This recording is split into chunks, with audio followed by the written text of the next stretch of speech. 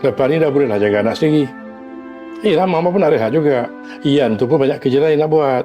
Takkanlah nak duduk dalam rumah ni goyang kaki je.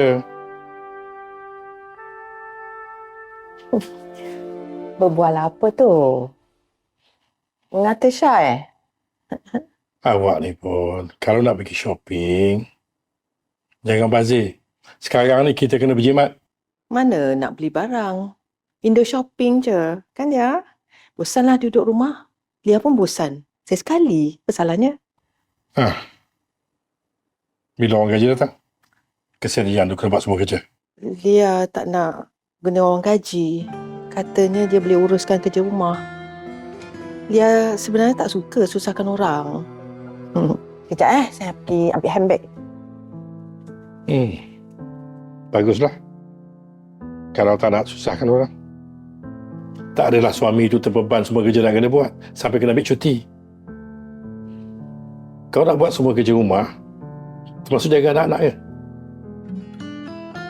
Suka